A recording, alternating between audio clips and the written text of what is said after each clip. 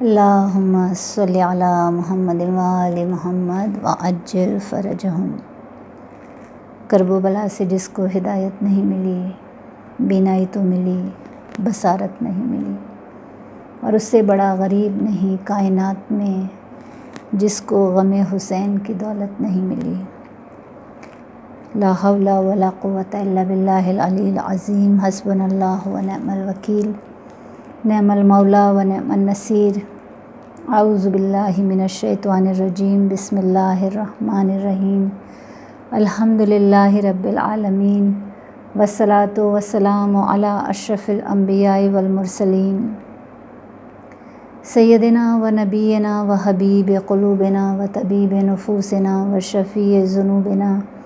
مولانا ابی القاسم محمد، اللہم صلی علی محمد وآل محمد وعجل فرجہم وعلی اہل بیتہ الطیبین الطاہرین المعصومین المظلومین ولعنۃ اللہ علی اعدائہم اجمعین۔ بسم اللہ الرحمن الرحیم۔ ان الصلاۃ تنہی عن الفحشاء والمنکر، اما بعد فقد قال اللہ سبحانہ وتعالی فی کتابہ المبین وفرقانہ المجید وقولہ الحق۔ تمام تعریفیں، تمام حمد و ثنا اس ذات باری تعالیٰ کے لیے کہ جو تمام جہانوں کا پالنے والا ہے، اور تمام درود و سلام محمد و آل محمد کے لیے کہ جو وجہ تخلیق کائنات ہیں، اور پروردگار عالم نے انہیں ہمارے لیے بہترین وسیلہ قرار دیا ہے۔ اللہم صلی علی محمد وآل محمد وعجل فرجہم۔ حسب روایت، حسب معمول، مجلس کا آغاز اپنے وقت کے امام کے ذکر مبارک سے ہم آہستہ آہستہ اپنے وقت کے امام کی معرفت کی جانب اس سفر کو طے کر رہے ہیں، اور امام وقت کی، امام زمانہ علیہ السلام کی مدد سے طے کر رہے ہیں۔ جیسے جیسے یہ ایام عزا گزرتے جائیں گے، انشاءاللہ العلی العظیم ہماری معرفت میں یقیناً اضافہ ہوتا چلا جائے گا۔ اپنے وقت کے امام کی معرفت کو حاصل کرنے کے لیے، ان پر توکل کو بڑھانے کے لیے، ان کے وجود پر یقین کو مضبوط کرنے کے لیے بے شمار روایات، بے شمار واقعات موجود ہیں۔ امام زمانہ علیہ السلام اس وقت غیبت میں ہیں، ہماری نظروں سے اوجھل ہیں، مگر ہم سے غافل نہیں ہیں، ہم سے بے خبر نہیں ہیں، ہر لمحہ ہم پر نظر رکھتے ہیں، ہماری مشکلات سے آگاہ ہیں، اور سب سے بڑھ کر مکتب تشیع کی حفاظت کرتے ہیں، اور جو دشمن ہمارے خلاف منصوبہ بندی کرتا ہے اسے خود آ کر ناکام بناتے ہیں۔ ایسے بے شمار واقعات کتابوں میں موجود ہیں، تاریخ کے صفحات پر درج ہیں۔ انہی میں سے ایک واقعہ آج اپنے ایمان کو تازہ کرنے کے لیے، اپنے یقین کو بڑھانے کے لیے، اپنے قلوب میں امام کی محبت کی شمع کو روشن کرنے کے لیے آپ کے سامنے بیان کروں گی، کہ جس واقعے کو علامہ مجلسی نے بیان فرمایا ہے کہ بحرین کے شیعوں کی کس طرح امام زمانہ علیہ السلام نے آ کر مدد فرمائی تھی۔ بحرین میں اس وقت ایک ناصبی کی حکومت تھی، اور اس کا جو وزیر تھا، اس بادشاہ کا، وہ اس سے بھی زیادہ شیعوں سے دشمنی اور عداوت رکھتا تھا اور نفرت کرتا تھا۔ ایک دن اس نے اپنے بادشاہ کو ایک انار لا کر دیا، اور اس انار پر کچھ الفاظ کندہ تھے، اور وہ الفاظ یہ تھے کہ لا الہ الا اللہ محمد الرسول اللہ، ابو بکر و عمر و عثمان و علی خلفائے رسول اللہ۔ بادشاہ بڑا حیران ہوا کہ انار پر یہ جملے کندہ ہیں، اللہ کی قدرت پر حیران ہوا اور کہنے لگا کہ اس کا مطلب یہ ہے کہ یہ جو اہل تشیع ہیں یہ حق پر نہیں ہیں، یہ مذہب باطل پر ہیں اور ہم حق پر ہیں، اور ہمیں کیا کرنا چاہیے کہ ہم ان کے مذہب کو، ان کے عقائد کو باطل ثابت کر دیں۔ تو کہتا ہے ان کے علماء کو بلایا جائے، ان کے کچھ خاص علماء کو، اور ان سے کہا جائے کہ یا تو اس بات کا اطمینان بخش جواب دے دو، ہمیں قائل کر دو کہ یہ اللہ کی طرف سے نہیں ہے، یہ تو انار ہے اور اس پر یہ کندہ ہے، یہ ہم نے ہاتھ سے تو نہیں کیا، تو یا تو اس کا اطمینان بخش جواب لے آؤ، ورنہ پھر ہم تمہارے مردوں کو قتل کر دیں گے، عورتوں اور بچوں کو قیدی بنا لیں گے، اور جو تمہارے مال و دولت ہے اسے ہم مال غنیمت میں ڈال دیں گے۔ اب بلایا گیا، بادشاہ کو یہ تجویز پسند آئی، بادشاہ نے بلوایا، ان کے علماء کو بلوایا اور ان سے کہا کہ یا تو اس کا ہمیں تسلی بخش جواب دے دو دلیل کے ساتھ، یا پھر تیار ہو جاؤ کہ تمہارے مردوں کو قتل کیا جائے گا اور تمہارے جو گھر والے ہیں انہیں قیدی بنایا جائے گا، بچوں کو اور عورتوں کو، اور تمہارا مال و دولت سب ضبط کر لیا جائے گا۔ اب وہ جو علماء تھے انہوں نے 3 دن کی مہلت مانگی تھی، اور اس کے بعد انہوں نے یہ طے کیا کہ جو 10 بہت باعمل اہل تشیع کے جو متقی، پرہیزگار اور عمل کرنے والے جو علماء تھے، تو ان کو 10 علماء کو چنا گیا، اور ان 10 میں سے بھی پھر 3 جو سب سے بیسٹ تھے ان کو چنا گیا کہ آپ جا کر اب امام زمانہ علیہ السلام سے توسل کریں اور ان سے مدد مانگیں کہ وہ ہمیں اس مشکل سے نکالیں۔ اب وہ جو علماء ہیں ان میں سے پہلے دن ایک عالم جو تھے وہ صحرا میں، جنگل بیابان میں گئے اور رو رو کر اپنے وقت کے امام کو پکارا، امام زمانہ علیہ السلام کو کہا کہ ہم بہت مشکل میں ہیں اور ہمیں مدد چاہیے، پوری رات گزر گئی لیکن مدد نہیں آئی اور ان کی ملاقات نہیں ہوئی، اور پھر وہ واپس آئے، اس کے بعد دوسرے عالم گئے، پھر وہ بھی ناکام ہوئے، پھر تیسرے عالم جن کا نام کتابوں میں درج ہے، محمد بن عیسیٰ، وہ گئے اور انہوں نے بہت رو رو کر، تڑپ کر امام زمانہ علیہ السلام کو پکارا، اور پھر جب وہ گریہ کر رہے تھے، توسل کر رہے تھے امام وقت سے، تو اس وقت انہیں ایک آواز محسوس ہوئی اپنی پشت پر کہ اے محمد بن عیسیٰ، اس وقت تم اس جنگل بیابان میں کیا کر رہے ہو؟ محمد بن عیسیٰ نے کہا کہ میں اس وقت بہت پریشان ہوں اور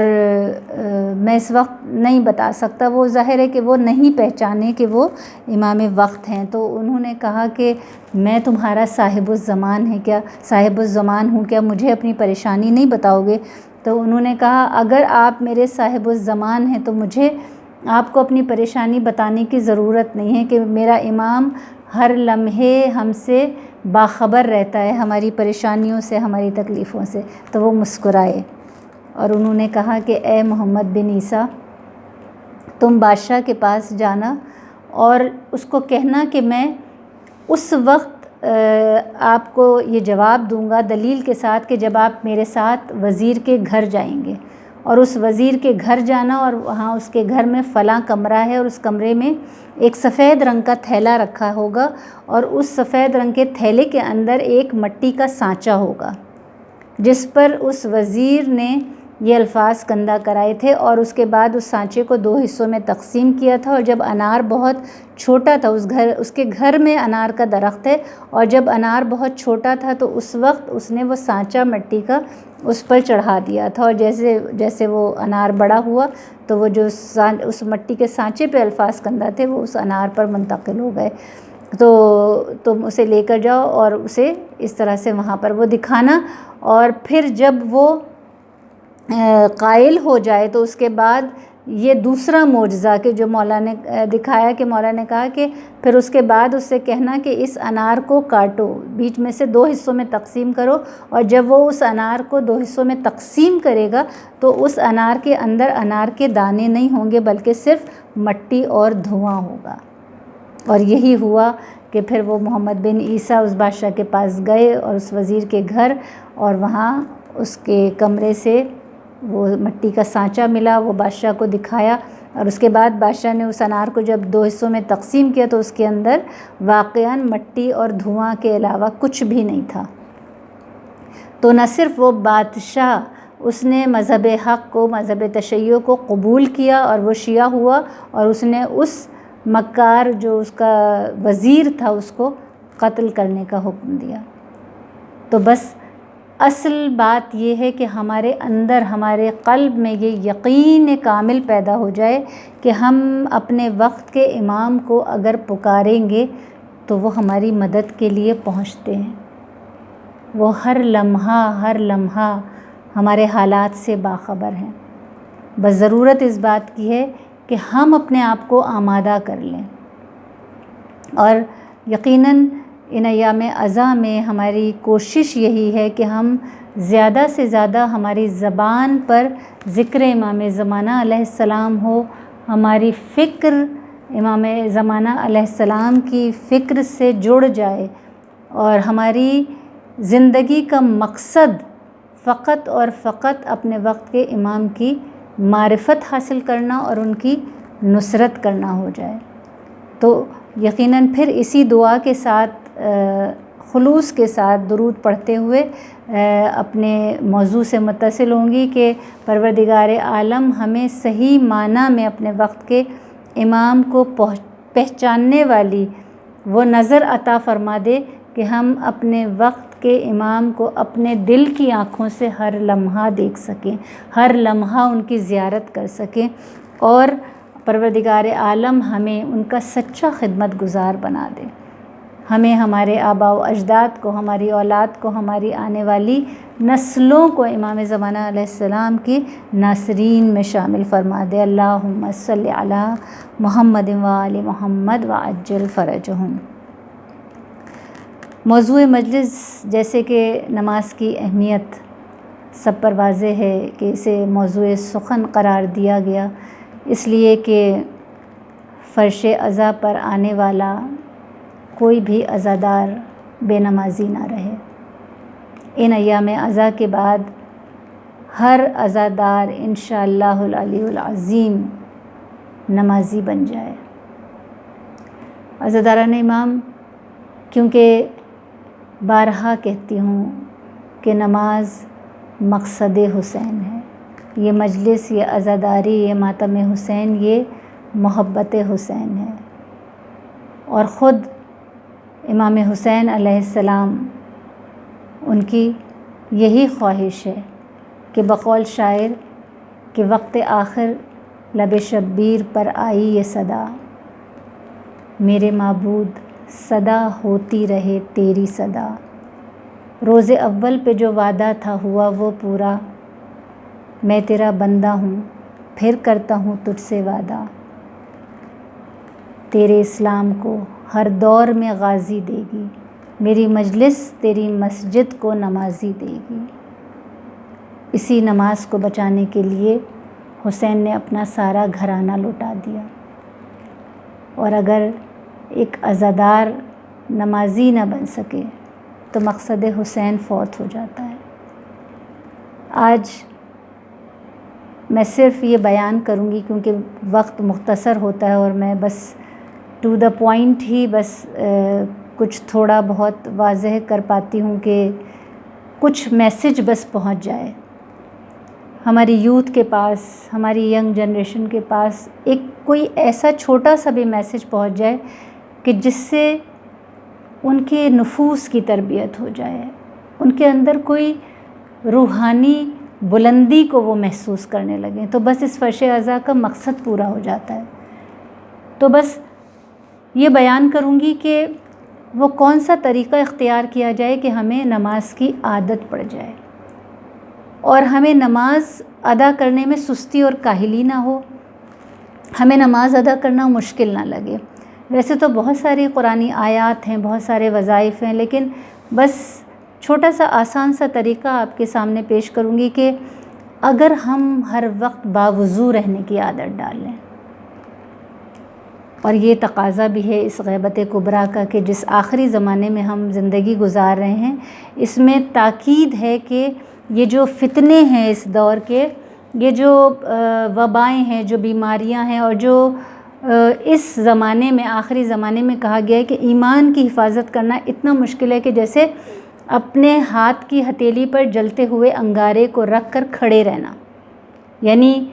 روایتوں کے الفاظ ہیں کہ انسان مومن جو ہے وہ رات کو ایمان کے ساتھ سوئے گا اور صبح اٹھے گا تو کفر کی حالت میں اٹھے گا، صبح گھر سے نکلے گا تو ایمان کی حالت میں نکلے گا، اور گھر واپس آئے گا تو ایمان جا چکا ہوگا۔ اور اس کے علاوہ حادثاتی اموات کتنی زیادہ اب آج کل ہم دیکھ رہے ہیں، ہم بھی کووڈ کا زمانہ گزرا، ہم نے دیکھا کہ کتنے ہی لوگ ہمارے آنکھوں کے سامنے سے، ہمارے اپنے آنکھوں کے سامنے سے چلے گئے۔ تو حادثاتی اموات اتنی زیادہ کہ اگر جب ہم اپنے عزیز و اقارب کے لیے قبرستان جاتے ہیں تو ہم دیکھتے ہیں کہ اتنی تیزی سے قبرستان آباد ہو رہے ہوتے ہیں کہ ابھی دیکھتے ہیں کہ جس قبرستان میں ابھی بہت تھوڑی سی قبریں ہیں، اگر سال بعد وہاں جائیں تو پورا قبرستان بھر چکا ہوتا ہے۔ تو اس تیزی سے قبرستان آباد ہو رہے ہیں، لیکن اس کے باوجود ہم غفلت کی زندگی گزار رہے ہیں۔ تو حادثاتی اموات سے بچنے کے لیے اور ہر طرح کی بیماریوں سے، وباؤں سے بچنے کے لیے یہ تاکید ہے، اور ایمان کی حفاظت کے لیے کہ باوضو رہا جائے۔ اور باوضو رہنے کے جو فوائد ہیں، جو طبی فوائد ہیں، جو سائنس نے پروف کیے ہیں، کتابیں بھر گئی ہیں، اتنے سائنس نے پروف کر دیے، جو مادی فوائد ہیں، جو جسمانی فوائد ہیں، جو طبی فوائد ہیں، اس کے علاوہ جو روحانی فوائد ہیں، جو معنوی فوائد ہیں، وہ الگ ہیں۔ لیکن ایک فائدہ ایسا ہے کہ جو میں اس وقت آپ کے سامنے بیان کروں وضو کا، کہ جب ہم وضو کر رہے ہوتے ہیں اور ہمارے ہاتھوں سے جو پانی گر رہا ہوتا ہے تو اس کے ہر قطرے سے پروردگار عالم ایک فرشتے کو خلق کرتا ہے، اور وہ فرشتہ قیامت تک تسبیح و استغفار میں مشغول رہتا ہے، اور جب تک وہ تسبیح و استغفار قیامت تک کرتا رہے گا، اس کا ثواب، وہ تسبیح و استغفار ہمارے نامہ اعمال میں فرشتے درج کرتے رہیں گے۔ اللہ اکبر! اتنے چھوٹے سے عمل کا اتنا زیادہ ثواب۔ اور وضو اگر ہم پورا وضو ہر وقت نہ بھی کریں، ہم صرف واجب وضو کر لیں، جو کہ انتہائی آسان ہے کہ جیسے ہی وضو باطل ہو اور آپ واجب وضو کر لیں۔ واجب وضو کیا ہے؟ صرف چہرہ دھونا اور کوہنیوں سے ہاتھ دھونا، سر کا مسح اور پیر کا مسح، جو کہ آپ اگر اپنے، جیسے ہم نے حج کے دوران ہمارا یہ روٹین ہوتا تھا کہ ہم اسپرے والی بوٹل اپنے ساتھ بیگ میں رکھتے تھے، تو وہ ہم چاہے گاڑی میں ہیں، اپنے ہوٹل میں ہیں، خیمے میں ہیں، جہاں بھی ہیں، ہمارے لیے بڑی آسان بات ہوتی تھی کہ اسپرے والی بوٹل سے آپ نے ہاتھ میں پانی لیا اور اس کے بعد آپ نے اپنے چہرے، کہیں پانی گرتا بھی نہیں ہے اور آرام سے آپ وضو کر سکتے ہیں۔ اور اس وقت اس زمانے میں کہ جس وقت ایمان کی حفاظت اتنا مشکل کام ہے اور کتنا آسان طریقہ بتایا جا رہا ہے، جبکہ اور وظائف بھی بیان کیے گئے ہیں کہ دعائے غریق کو زیادہ سے زیادہ ہم اس کا ورد شامل حال رکھیں اپنے، کہ یا اللہ یا رحمان یا رحیم یا مقلب القلوب ثبت قلبی علی دینک، یا پھر یہ ہے کہ روایتوں کے الفاظ ہیں کہ اپنے ایمان کے بارے میں کبھی مطمئن نہ ہو جانا، بلکہ اس کی فکر کرتے رہنا، اور یہ دعا کہ ربنا لا تزغ قلوبنا بعد اذ ہدیتنا وہب لنا من لدنک رحمۃ انک انت الوہاب، اس دعا کو برابر اپنے قنوت میں، دعائے قنوت میں پڑھتے رہنا۔ تو ان چیزوں کی بھی تاکید ہے، لیکن وضو سب سے آسان طریقہ ہے کہ جس کی تاکید آخری زمانے کے لوگوں کے لیے، مومنین کے لیے کی گئی ہے۔ تو جب ہم وضو کی عادت ڈال لیں گے تو بس مختصر یہ کہ اگر ہم باوضو ہوں، اور دوسرا طریقہ یہ کہ گھر کے کسی کونے میں جا نماز بچھی رہے۔ ہمیں دو چیزوں سے سستی ہوتی ہے نماز کے لیے، ایک تو وضو کرنے میں، اور دوسرے پھر ہم جا نماز نکالیں اور جا نماز بچھائیں۔ اگر یہ دو عمل ہم انجام دیں کہ ہم باوضو ہوں اور گھر میں جا نماز کو اٹھائیں نہیں بلکہ مصلی ہمارا بچھا رہے، تو بڑا آسان ہوتا ہے کہ آپ جس وقت بھی اپنے کاموں سے فارغ ہوئیں، کہ جس وقت یا بچے چھوٹے ہیں جن کے بچے جیسے ہی سوئے تو اب انہوں نے آ کر 4 رکعت نماز ادا کر لی۔ اور اس طرح نہ صرف یہ کہ جو نمازیں آپ نے ادا کرنی ہیں اپنی، اس کے علاوہ جو قضا نمازیں وہ پڑھنی بھی آسان ہو جاتی ہیں کہ جیسے ہی ٹائم ملا آ کے 2 رکعت قضا نماز پڑھ لی فجر کی، جو ہمارے اوپر قضا نمازیں ہمارے اوپر چڑھی ہوتی ہیں اور ایک بوجھ ہے ہمارے اوپر، جب تک اسے ادا نہ کر لیں گے تو ہماری خلاصی نہیں ہو سکتی، تو ہم ان قضا نمازوں کو بھی اس طرح ادا کرنے کے عادی ہو سکتے ہیں۔ تو یہ ایک بہت آسان طریقہ ہے اور جس سے میں سمجھتی ہوں کہ ہر انسان کو فائدہ اٹھانا چاہیے اور اپنے آپ کو نماز کا عادی بنانا چاہیے۔ بس عزاداران امام، یہ وہ ایام ہیں کہ جو بس گریے کے ایام ہیں، اور اسی بات پر بس میں اپنے موضوع کو سمیٹ دوں گی اور گریے کے لیے آمادہ ہو جائیے گا کہ اب بس وہ تاریخیں قریب ہیں کہ جب حسین کے بچوں پر پانی بند کر دیا جائے گا اور حسین کے خیموں سے التش التش کی آوازیں بلند ہونے لگیں گی۔ حسین نے تو سارے لاشیں ایک ہی روز اٹھائے، ساری شہادتیں ایک ہی دن میں ہوئیں، لیکن یقیناً ہمارے اندر اتنی طاقت نہیں ہے کہ ہم ایک ہی ساتھ سارے شہداء کا ماتم کریں، سب پر گریہ کریں، اس لیے ان ایام کو تقسیم کر دیا۔ عزاداران امام، آج کی تاریخ منسوب ہے حسین کے 18 سال کے کڑیل جوان علی اکبر سے۔ مجھے مائیں بھی سن رہی ہوں گی اور جوان بھائیوں کی بہنیں بھی سن رہی ہوں گی۔ علی اکبر کے مصائب پڑھنے کے لیے علی اکبر کا نام لینا ضروری نہیں ہے، بس تصور میں علی اکبر کو لے آئیے اور میدان کربلا آپ کی خشک آنکھوں کو تر کرنے کے لیے کافی ہے۔ عزاداران امام، علی اکبر کی شہادت سے زیادہ مشکل تھا علی اکبر کی رخصت۔ جب علی اکبر اجازت لینے آئے تھے نا حسین سے کہ بابا مرنے کی اجازت، تو اس وقت حسین نے کہا تھا علی اکبر تمہیں زینب نے بڑے نازوں سے پالا ہے، بیٹا جا کر اپنی پھوپھی زینب سے اجازت مانگ لو۔ عزاداران امام، جب علی اکبر خیمے کے اندر آئے تھے، چاروں طرف سے بیویوں نے علی اکبر کو گھیر لیا تھا، جیسے بیویاں طواف کر رہی ہوں شبیہ رسول کا۔ کیسے اجازت دے علی اکبر کو مرنے جانے کی؟ اور راوی کہتا ہے کہ میں نے دیکھا 7 مرتبہ خیمے کا پردہ اٹھا اور 7 مرتبہ خیمے کا پردہ گرا۔ علی اکبر باہر آتے تھے اور کوئی پیچھے سے کھینچ لیتا تھا۔ کہتا ہے مجھے ایسا محسوس ہوا کہ جیسے کوئی بچہ کھینچتا ہے، کیونکہ دامن سے پکڑ کر کھینچتا تھا۔ کہتا ہے میں جب قریب گیا اور میں نے جا کر دیکھا تو سکینہ علی اکبر کا دامن پکڑ کر کھینچتی تھی اور کہتی تھی بھیا نہ جاؤ۔ عزاداران امام، ارے علی اکبر کی شہادت نہیں پڑھوں گی، آپ جانتی ہیں، بس مقتل کے چند جملے، علی اکبر نے کیسے جنگ کی اس کی تفصیل میں نہیں جاؤں گی، بس یہ جملے کہ جب سنان نے علی اکبر پر وار کیا عزاداران امام، ارے جب نیزہ علی اکبر کی برچھی میں مارا، اس کلیجے پہ مارا، عزاداران امام اس نیزے کو کھینچنا چاہتا ہے لیکن نیزہ باہر نہیں آتا۔ ارے جب جھٹکے سے کھینچا نیزہ باہر آ گیا، مگر برچھی کا پھل ٹوٹ کر کلیجے میں پیوست ہو گیا۔ ارے کربلا کا جو بھی سپاہی ارے زخمی ہو کر گھوڑے سے نیچے گرا، اس نے حسین کو مدد کے لیے پکارا، ارے علی اکبر نے مدد کے لیے نہیں پکارا، بس ایک مرتبہ آواز دی بابا، بابا علی اکبر کا سلام قبول کر لیجئے۔ عزاداران امام، میں نہیں جانتی حسین کس طرح کس طرح علی اکبر کی طرف بڑھے ہوں گے. بس جو روایت کے جملے ہیں وہ آپ کے سامنے بیان کر رہی ہوں کہ حسین گرتے تھے پھر زمین سے اٹھتے تھے اور کہتے جاتے تھے علی اکبر بیٹا مجھے کچھ نظر نہیں آ رہا، بیٹا مجھے آواز دو. علی اکبر ہر طرف اندھیرا ہے. ارے علی اکبر کے قریب پہنچے،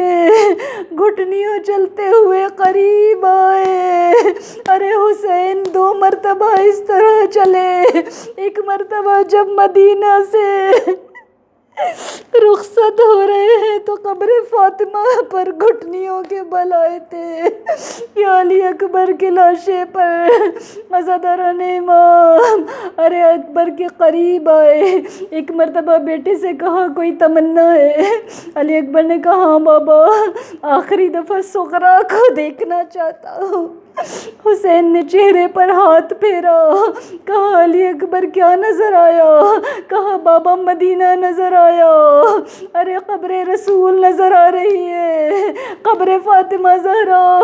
لیکن سغرا نظر نہیں آتی. ایک مرتبہ حسین نے پھر ہاتھ پھیرا. ارے علی اکبر کی چیخ بلند ہوئی، کہا بابا بابا سغرا آج تک وہاں بیٹھی ہے جہاں میرے قدموں کے نشان تھے. ارے خاک اٹھاتی ہے، اپنے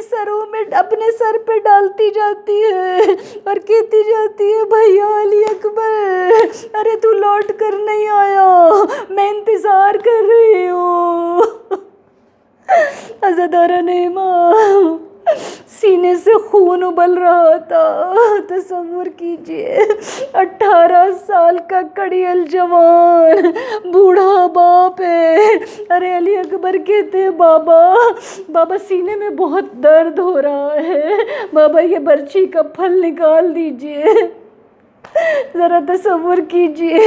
بوڑھے باپ نے کیسے جوان بیٹے کے سینے سے وہ برچی کا پھل کھینچا ہوگا. ایک مرتبہ کوشش کی، پھل باہر نہ نکلا. ایک مرتبہ یا علی کہہ کر اب جو جھٹکا دے کر اس پھل کو باہر کھینچا. ارے علی اکبر کا کلیجہ باہر نکل آیا. ایک مرتبہ کربلا کی سرزمین پر حسین کی آواز گونجی، انا للہ و انا